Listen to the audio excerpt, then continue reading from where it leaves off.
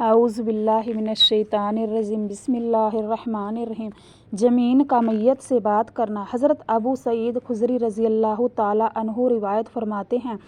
کہ ایک دن رسول خدا صلی اللہ علیہ وسلم تشریف لائے تو آپ نے لوگوں کو دیکھا کہ کھل کھلا کر ہنس رہے ہیں، جس کی وجہ سے ان کے دانت باہر نکلے ہوئے ہیں۔ ان کا یہ حال دیکھ کر آپ نے ارشاد فرمایا کہ خبردار، بلا شبہ اگر تم لذتوں کو کاٹنے والی چیز یعنی موت کو بہت زیادہ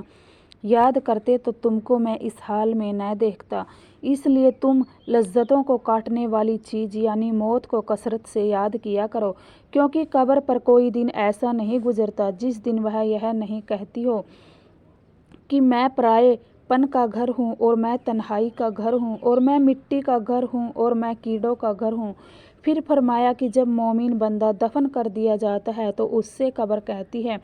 کہ مبارک ہو، تو اپنے گھر ہی آیا، سمجھ لے بے شک تو مجھے ان سب سے زیادہ محبوب تھا جو مجھ پر چلتے ہیں، سو جب تو آج میرے سپرد کر دیا ہے تو میرے پاس آ گیا ہے،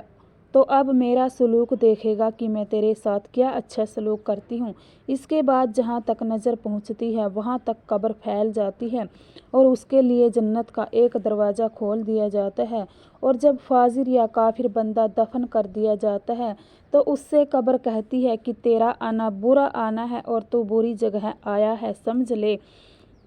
کہ مجھ پر چلنے والوں میں تو مجھے سب سے زیادہ مغضوب ناپسندیدہ دشمن تھا، سو اب جب تو میرے سپرد کر دیا گیا ہے اور آج میرے بس میں آ گیا ہے،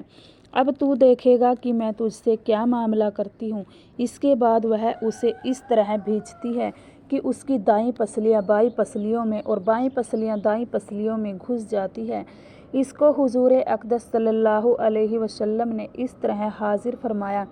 کہ اپنے مبارک ہاتھ کی انگلیاں دوسرے ہاتھ کی انگلیوں میں داخل فرمائی۔ السلام علیکم ورحمۃ اللہ وبرکاتہ۔